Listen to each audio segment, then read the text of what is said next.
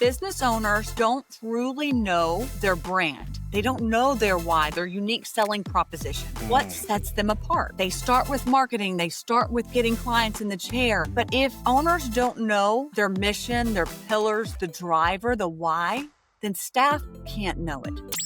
This is the Aesthetics Growth Podcast. Hey everyone, it's Bref, and we are back with another episode of the Aesthetics Growth Podcast. I'm really excited. A common connection has brought me together with an incredible entrepreneur, and I'm super excited to welcome Dr. Cheryl Haseeb to the Aesthetics Growth Podcast. Cheryl, would love you to take us back a little bit, introduce yourself to the audience. We're going to cover so much ground on the show today. I'm excited from having a little pre-show chat with you, but if you wouldn't mind, for anybody who doesn't know you, to introduce yourself. Yeah, thanks, Bref, for having me. This is such an opportunity, a platform for me to be able just to continue that message, like we talked about, of collaboration. So I'm glad to have this opportunity. I'm Dr. Cheryl Haseeb. I'm originally from Arkansas. I've been a native Houstonian, though, for 22 years. So I claim to be a true Texan at this point. I own several businesses. You highlighted that I am an entrepreneur. I have Pura Medical Aesthetics, which is my medical aesthetic clinic, focusing on aesthetics and functional health. Additionally, along the way, I found such a need for something I'm very natural at, and it's a pillar in my core, which is education. So about 4 years ago, I opened Aesthetic Nation Institute. I'll refer to it as ANI.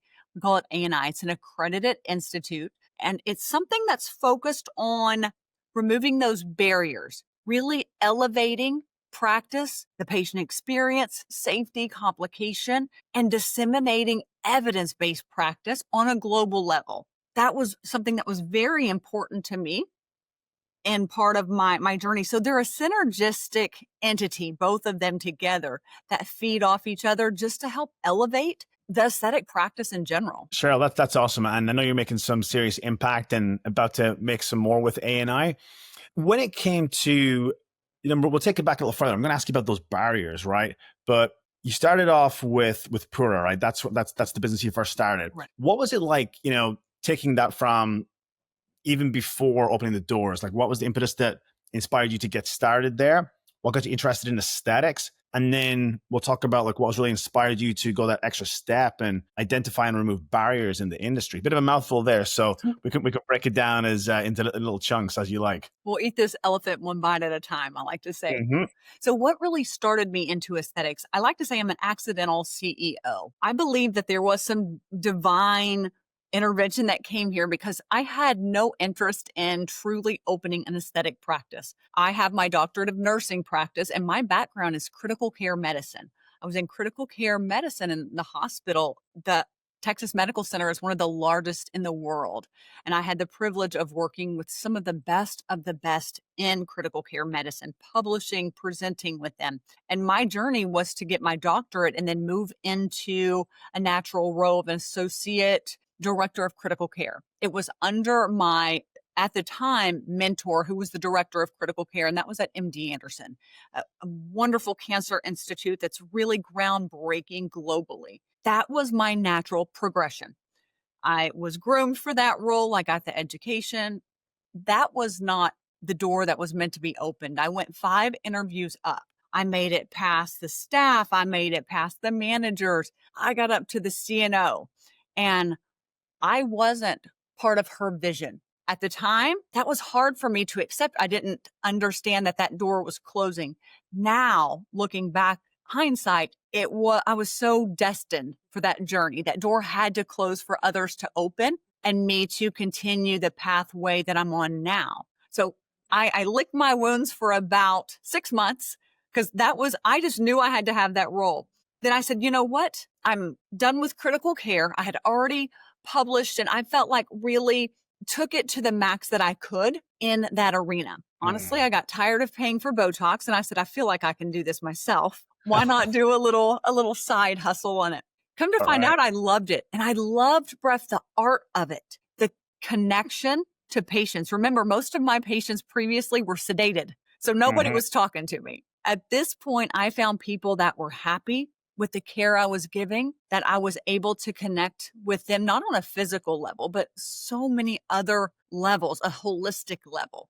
The mind, body, the spirit, And then additionally, I was able to educate patients on what's best for them and what options they have. So that was something that was so pivotal in my journey. I couldn't see it at the time, but hindsight is always 2020, right? Right. Right. Wow. So obviously the different types of patients, like I said, from sedation to therapeutic relationships when it comes to the aesthetics. And I love these kind of sliding door analogy that you provided there as well, right? When one closes, another opens, and here you are today, after growing, Pure Life and growing ANI as well. Cheryl, what was it like? What were some of the biggest challenges that you encountered when getting Pure Life Med Spa off the ground? Sure. So when I opened Pura Medical Aesthetics, I called it the ugly industry. It's so ironic and almost an oxymoron, right? Because it's an industry of beauty that has an ugly side. So I found that so intriguing, and the psychology of it still intrigues me. Initially, my journey into aesthetics was not easy. I came into it the hard way. There was a ideology of gatekeeping that ran rampant through the industry. Nobody wanted to share. It was a hoarding of information. And it was different than I had ever encountered because I come from a place of abundance. My cup is always half full. I believe that elevating others will allow you to rise as well. And that is not what I initially saw in the industry. I can remember once I had opened Pura and then journeyed several years into it, I was asked to speak on a national stage for a global manufacturer. This was almost like a highlight, a milestone of my career. When I went to speak, and I've talked on this story on other podcasts before, but it was really pivotal in how I viewed and changed the trajectory of my journey with aesthetics. I was met by just a cold reception from the other speakers on the panel. And it was to the fact that I was a nobody. Initially coming into this industry, I had nothing to offer them. There was nothing. And it was almost like, if I share with you, then I will lose something. I took that time and I allowed my light to shine. I went on stage. I was charismatic. I turned on that showman that I have in me. I think it comes back from me doing choir when I was a little girl. Thanks, Mom, All for right. making me be in choir. But at that moment, I decided that that was the time that I would change my view and how I interacted and engaged with others in this industry, from other KOLs to other business owners to new injectors coming into the business. I promised myself I would never make anybody else feel that way, that feeling of just being ostracized, not welcome, this cold reception. And that has been such a pillar breath in my journey, both in Pura and in Aesthetic Nation, to ensure that I elevate, empower, collaborate with people, and am always a resource and a positive guiding light for them. That's beautiful. Beautiful. That rings to mind with, that it's basically that collaboration versus competition. And you had to experience that uncomfortable spot, right? Where you're there, you're engaging, I'm sure you're giving. And then, like you said, there's a different dynamic there. When you identified that, what were some of perhaps the steps or some of the things that you did to start to make that change? It sounds like you brought your best self and you kept moving forward, but would love, is anybody listening who might have, experienced that perhaps, or maybe they're new to the industry, or they're, maybe they experience a group or whatnot, how to, what is integrate or to, like you said, remove those barriers, Cheryl? Would love to hear how you've done that and perhaps how others might be able to learn from your experience there as well. Sure. I didn't talk about that experience for about 2 years after. I kept that. I didn't want to highlight anything, and I wanted enough time to pass so that nobody could identify who was on stage with me, because I will never call those people out. But I know this story has reached those ears, and I hope it makes a difference for those people that were on stage with me to see that everybody has a starting point. And that starting point is part of their journey, and it takes nothing away from others. So what I decided to do was create a network, a nation. ANI, Aesthetic Nation Institute. The name was is strategically by design. It was not by accident, because I wanted to create a nation of inclusivity where everybody felt heard and seen, and they had access and rights to resources, education, opportunities, and allowing people that platform, that place. You're allowing me this platform now, and I'm thankful for that because it's all about connections, how you make people feel, not only in the chair, but as we journey throughout life. We forget that we leave little thumbprints on other people's lives throughout the day. And I think that we have to take responsibility for how we make others feel. So the one advice I would say is your vibe attracts your tribe. Be very careful who you surround yourself with because those that are around you may not always want the best for you. So you have to evaluate. I'm thankful for that painful journey I went through because change never occurs in a place of comfort. We know that. You have to Yep. be pushed in a place of being uncomfortable to change your perspective, your viewpoint, your trajectory. Mm. Wow. Yeah, absolutely. With change is the only constant, but getting out of that comfort zone is what enables you to get there. And I think, everybody who listens to this, we're all growing businesses, right? And so there's always going to be something like a challenge. Business is about solving problems, right? You're solving patients' problems, helping them to identify things that they want to improve. You're building a business, a team.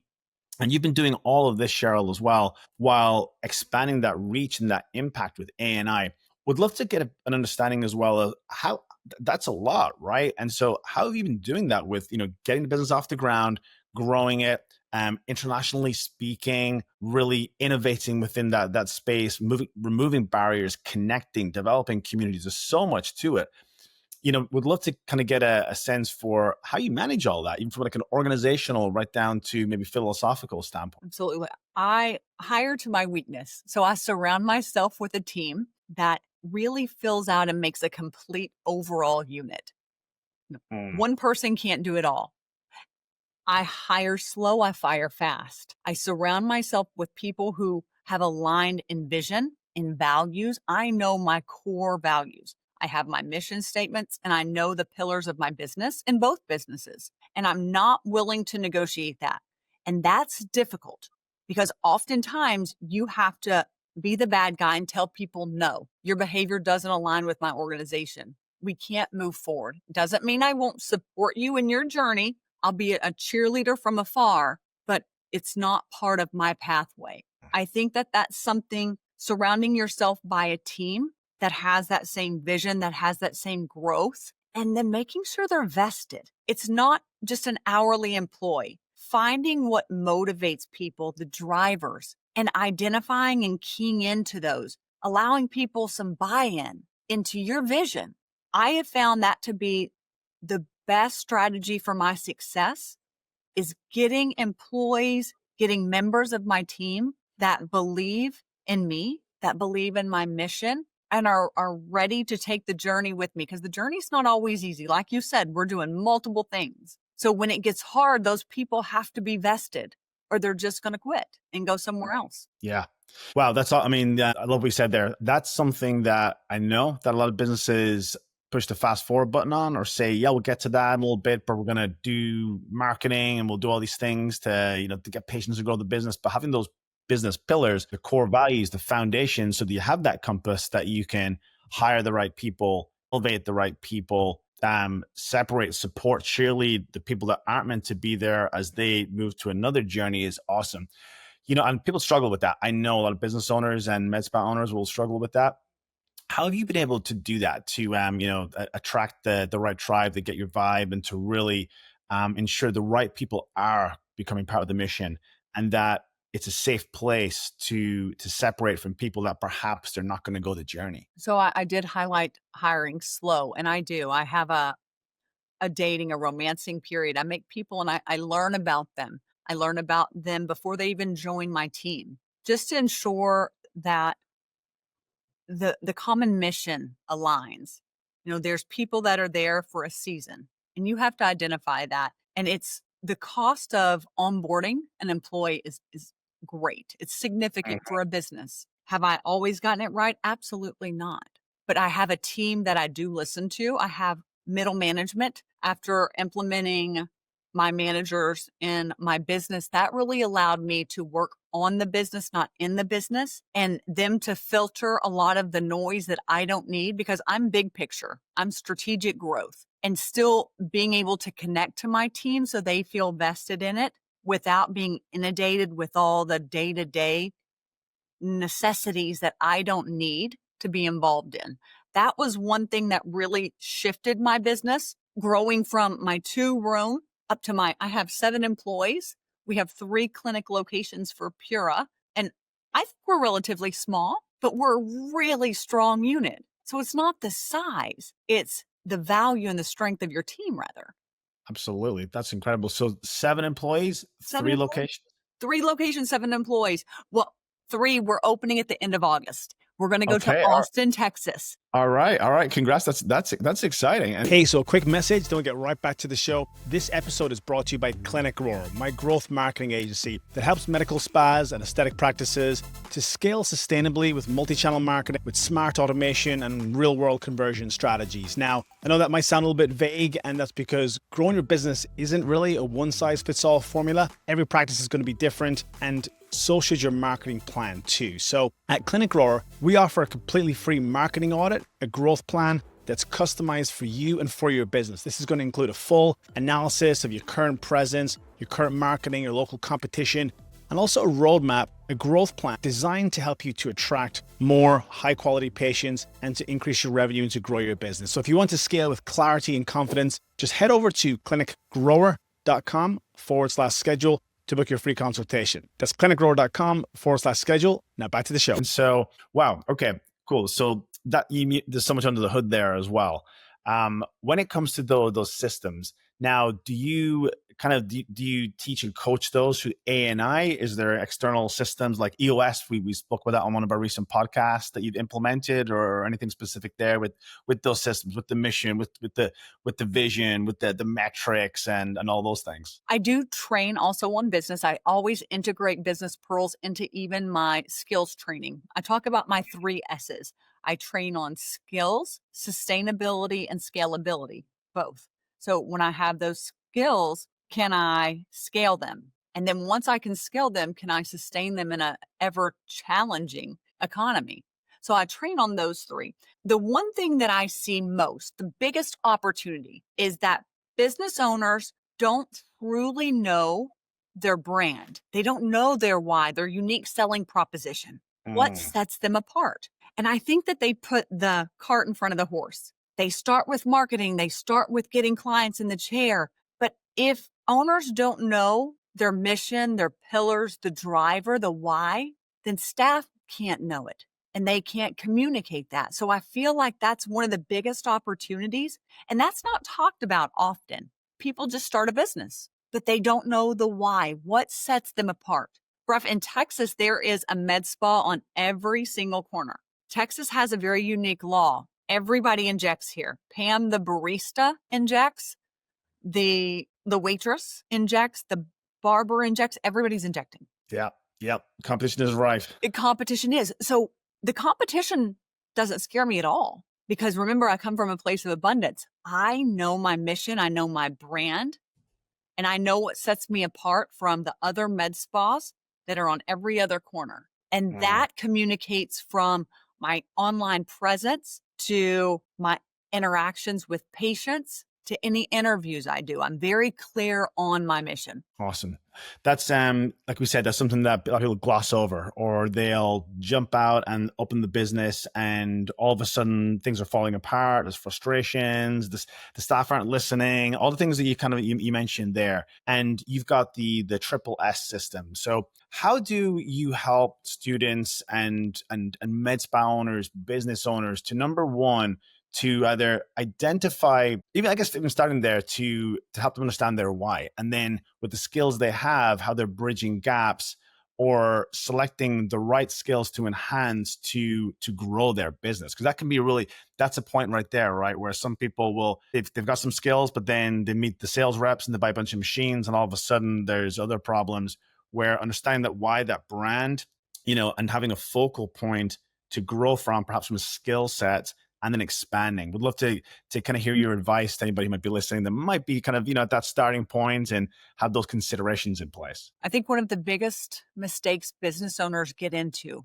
are coming into a business, and aesthetics is almost recession proof. I'm not going to say it is, but it has a tendency out of all other industries to sustain in even a challenging economy because we're selling a feeling. It's not necessarily a syringe or a vial. People come to us to feel better about themselves. You look good, you feel good. So I always say we're selling a feeling. So when people get into this, I think a large percentage may not necessarily come in to say, I'm going to be a huge successful entrepreneur. They say, I like this, similar to me, and I would like to make a little additional revenue. What they don't Yeah. realize is you're an entrepreneur and it's not just skill.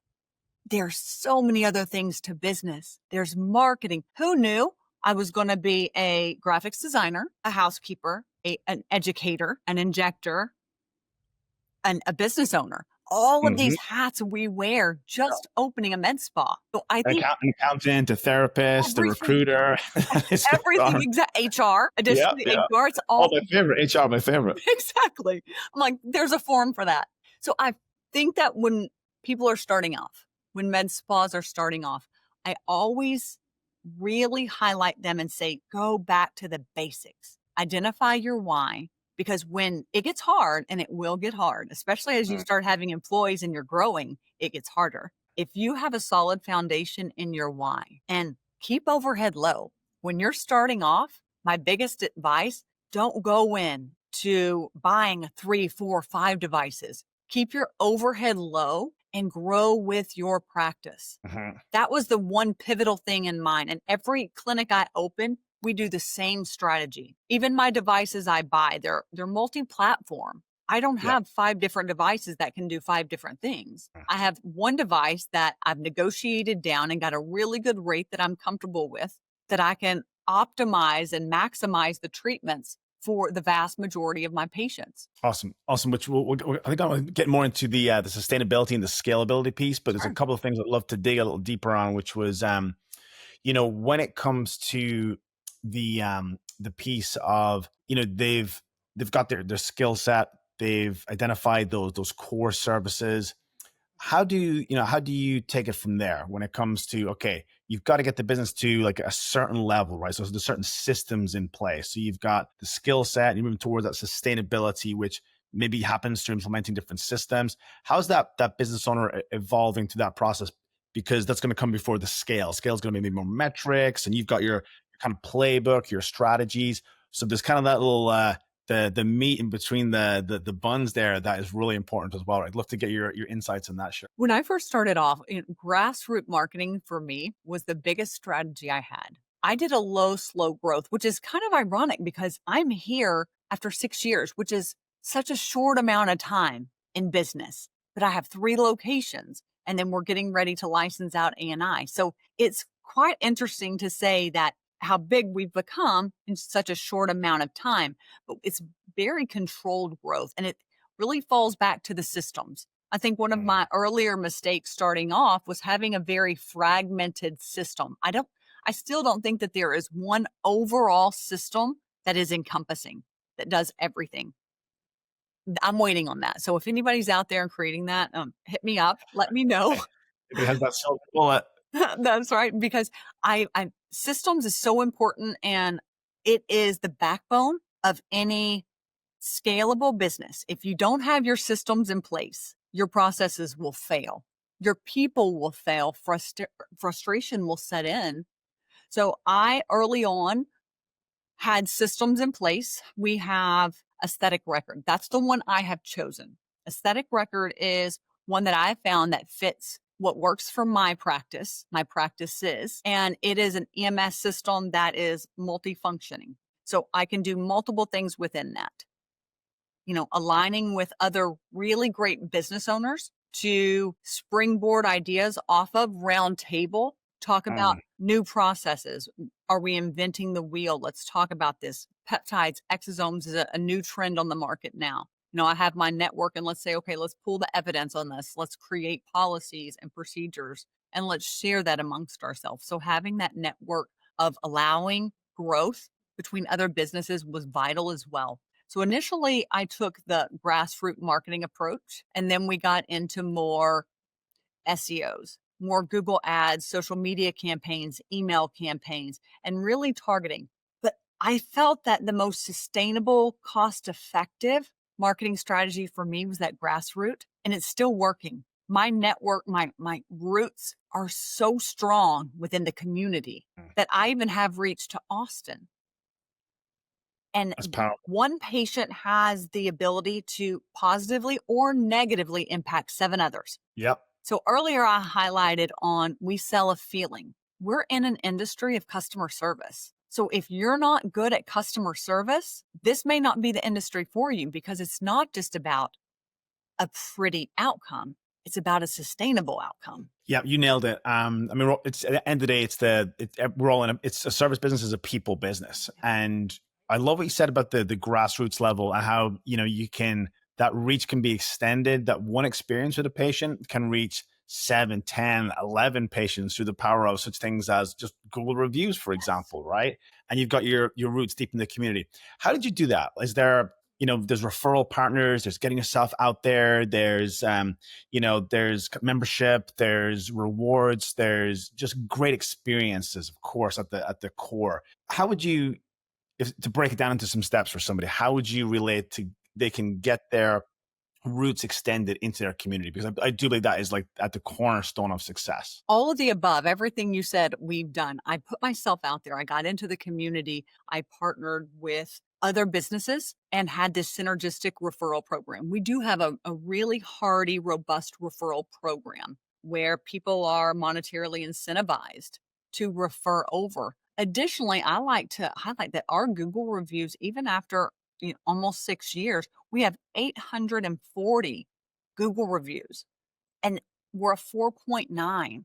So most Awesome. of them are very valuable feedback on a patient's experience. And now what I've seen, this natural progression, is that I'm in the algorithm. I mean, anywhere you put, the other day I had a patient find me on Chat GPT.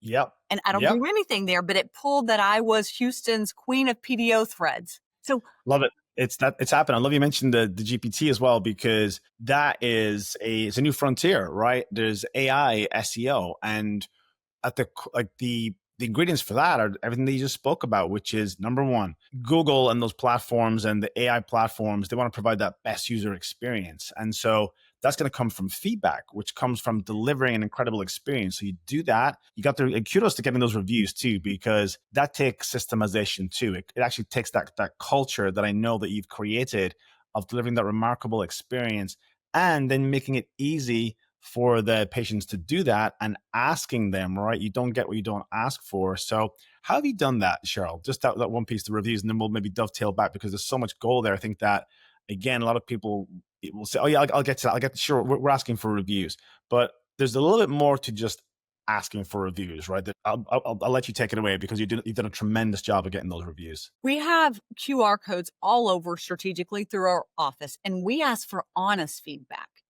I take the bad with the good as well. And I tell patients, tell us how we did. I have patients now who will personally come to me and give me feedback, and I implement that. One of the biggest ones recently within the last year, I have a membership model. It's a 3-tier membership model. I have about 180 active members, which it goes all the way up to a $499 a month tier. And what I found was that my retention was dwindling. I had a model that if you didn't use it, you would lose it. So every month, if you didn't use it, it would go away, the service. I had a patient come to me and she said, I want to give you some feedback. And I said, absolutely, give me your feedback. And she said, I would like to see you do something with the membership that if we don't use it, we can bank the money into our virtual wallet and use it towards a full price service. And I thought, genius. I love that. Absolutely, I did that. My retention rate soared at that point. And what I found is patients are happier. They're more inclined to come in and get more services, but then they also are referring others to the membership because of the value that we've driven into it. That's beautiful. Also, as you're talking about that, put myself in that patient's shoes, and not everybody is doing that. So that's, again, a differentiation point for you that people love to share because of the value that they've got. They've already got so much value from the membership, but now they can parlay that for that special occasion. It really snowballs from there. So that's absolutely incredible. And also for anybody, listening, those negative reviews or those honest feedback, as you had said, because you ask for that and you implore people to deliver that, that is probably more helpful than the, hey, it was awesome, everything was great, because you learn more from the feedback or the criticism. And sure enough, some people could be having a bad day, leaving a bad review. We all get that. We can identify that.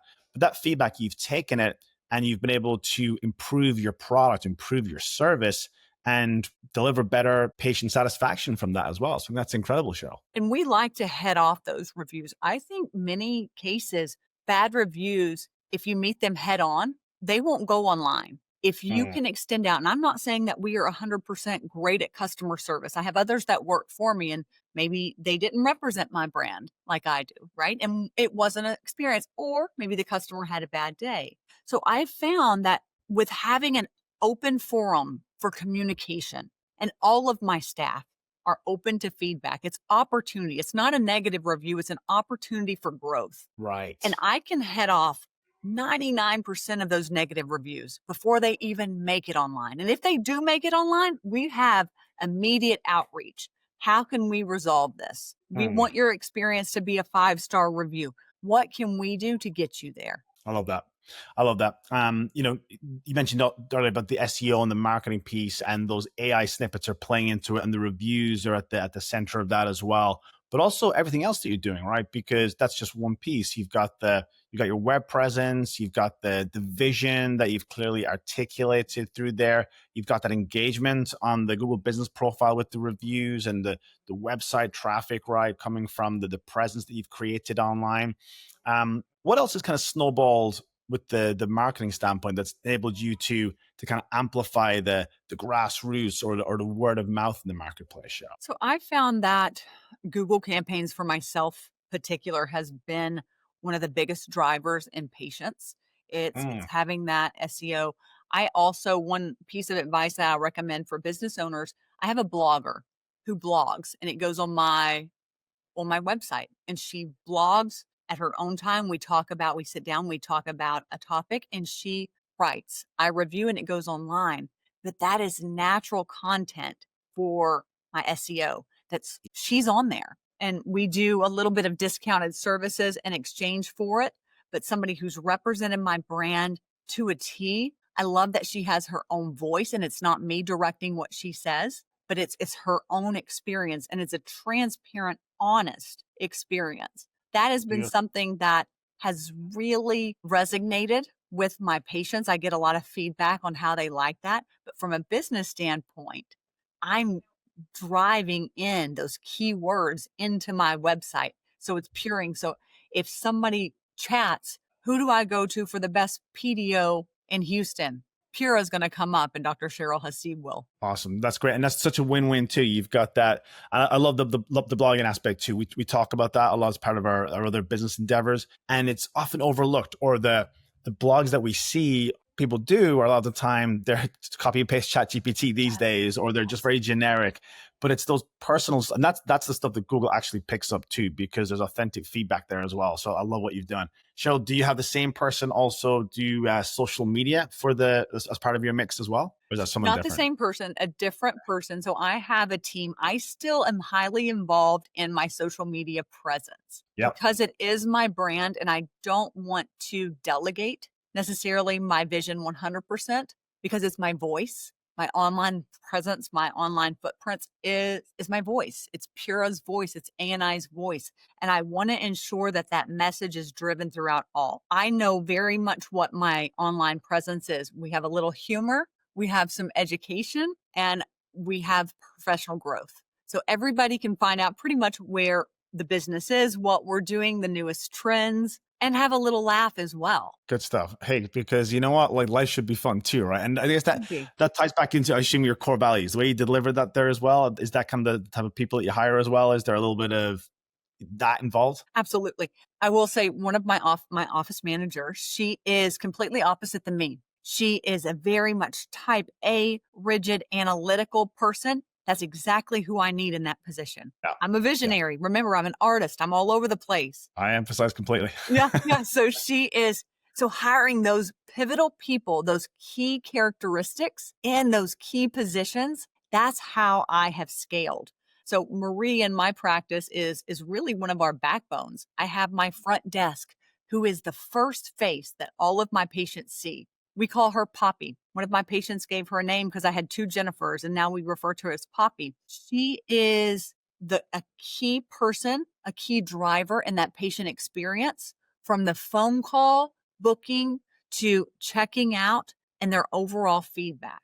So finding those people with those characteristics and personalities, completely different characteristics from my office manager to my patient coordinator, right? But having that clear pathway, that clear definition of who I want in that role, nurturing that. So once they're in that role, that culture is a driver of retention, and who you surround yourself with. I've had examples of staff that didn't align with our mission. And I hate to say they're bad apples, but they were a bad apple. And what I found is it was eating my company from the inside out. And oftentimes business owners don't recognize this until it's too late. Yeah. So Yeah. making those hard decisions and getting rid of those employees that are dragging the team culture down. That's a hard thing to do, right? Because we like these people, but you have to protect your team. You have to protect your workplace. And as entrepreneurs, as business owners, that's one of the hardest things that we have to do. Yeah. Yeah. It comes down to protect, on a personal standpoint, protecting your energy from a team, protecting that core culture. Yes. And when you have those A players, as you do, Cheryl, then, they help to, sometimes that bad apple, as you say, they'll throw themselves out of the basket because they recognize that I'm not meant to be here. Other times that team, right, will help to identify and to help you to course correct. It's not easy, of course, and it's probably the less glamorous part of the business, but it's so important to keep that core team and everybody marching forward in the same direction on the mission. I want to talk a little bit because, with everything that you've been doing with growing the empire, and you mentioned that focal point, the skill set, making sure that sustainability is there, doing things the right way. What type of treatments are you mentioned PDO threads, for example. Somebody checks you out in the Houston area, whether it's local SEO, whether it's Google presence, or now the AI, the artificial intelligence, is basically recommending you to the public. What's got you there? What's got you to where you are today? What was the stack of services, and what type of services do you and the team love doing in your market? So I would be known as a regenerative aesthetic provider. Regenerative aesthetics is one of the biggest buzzwords in aesthetics right now. It's not a trend, it's a market shift. I talk a lot for companies that have biostimulators. This can include everything from CAHA to PLLA, microneedling, PDO threads. All of this is really bringing back and focused on restoring that youthful function that we've lost through the aging process. So my unique selling proposition, I'm very aware of it. I'm a regenerative aesthetic provider that believes in evidence-based practice with a promise of never overselling, ethical selling, and delivering natural results that are consistent and sustainable. That is my one-liner elevator pitch that sums up what I am. All of my team are very focused on addressing the aging process, identifying the causes rather than just treating symptoms. All of our patients really have embraced this because we give them a comprehensive plan of care that isn't just focused on one neurotoxin, one vial, one syringe, but helping them navigate that complex aging process and giving them a plan of care that fits their budget, that fits their goals, so that they get the outcomes that they want and are a happy patient. A happy client is a referring client, is a returning client, right? Yep. 100%. And so with that as well, you've really, like you said, you've built everything based off your core competencies, your team, your differentiation in the marketplace. And is A&I then, have you extended that now as part of your training? Are you helping others to do that? Is that essentially it? You've now been able to relay that and to help other practices to do just that? Absolutely. I'm so excited about what A&I has in store. So ANI has started licensing out across the nation. I've been working for the past 6 months on identifying key faculty that would potentially license out ANI on a national level. One of the biggest issues is that I'm not able to train. I can't be everywhere all the time, right? So I had to identify and elevate others to the level, to the standard of education that ANI represents and empower them to continue that and disseminate that level of education on a national level. That's where ANI is at currently. And it will launch September 1st. That is our actual launch date. I have my licensees. The ink is dry. The platform will launch September 1. And by the end of the year, you're going to see ANIs throughout the nation, multiple states. That's awesome. But by the time the show goes live in a few weeks, it will be live. So super excited to see that happen. And that's incredible. Congratulations on all the above, by the way. With the shift you mentioned as well, with ANI launching and with you being so intentional with that and with the growth of your business and the shift in the marketplace, where do you see things going, Cheryl, over the next 3 to 5 years with that continued shift within the industry, regenerative, aesthetics, wellness, kind of, coming together in a lot of respects? ANI, my vision for ANI is to be the standard, the key pivotal premier educational spot that ensures evidence-based education. So then practitioners, regardless of level of licensure, can practice safer, can practice confidently, safely. Really, I think going back to the safety of it, having the skills to be able to deliver sustainable outcomes is my goal.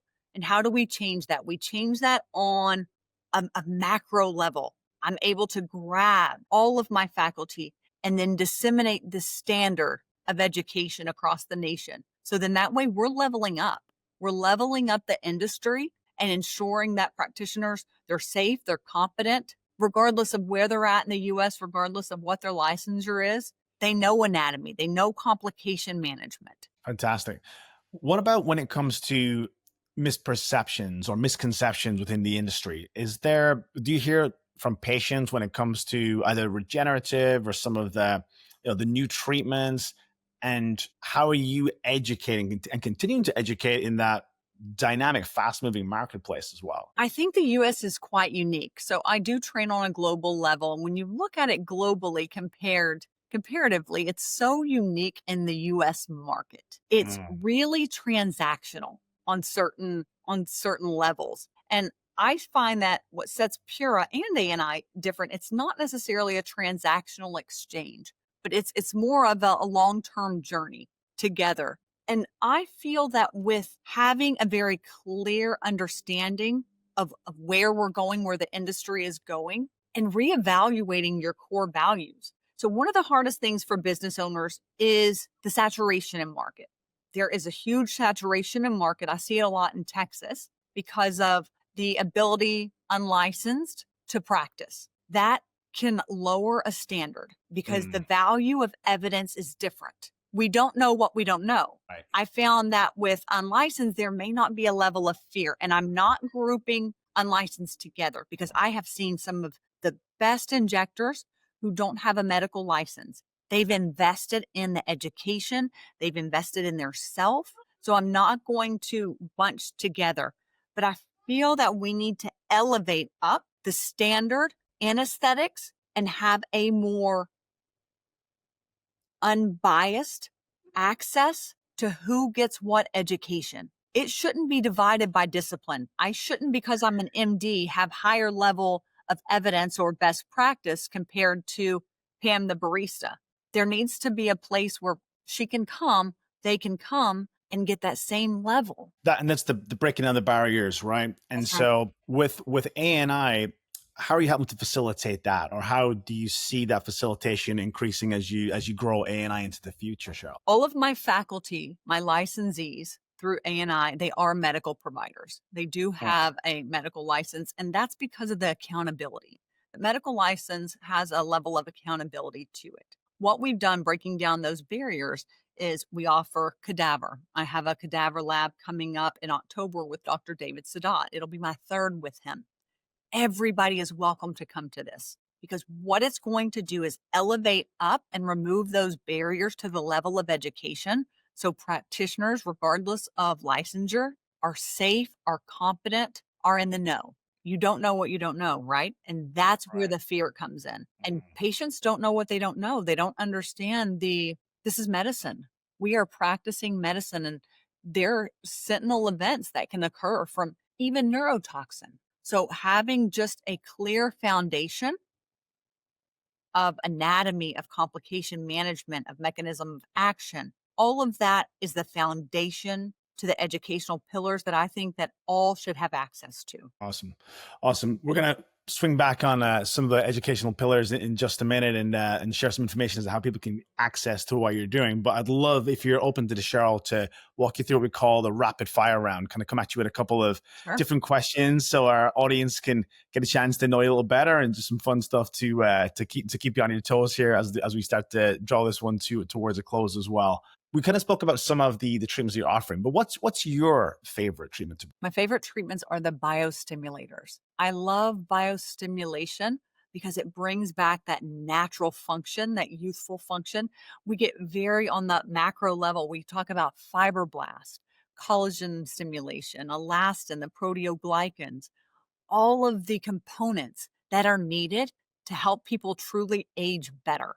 So my favorite treatment is going to be biostimulators, CAHA, PLLA, anything that's going to biostimulate. Okay. All right. Cool. Love it. It kind of goes back to almost like the origin story. It was more on the neurostimulators, like you mentioned. They got you started with the interest. How about the best piece of advice that you have ever received in your career? Anything stand out? The best piece of advice was to keep moving forward. Always keep moving forward. People will fall from you, and that's just part of the natural progression as long as you have your goal in mind. And there's something freeing, Bref, about turning 40.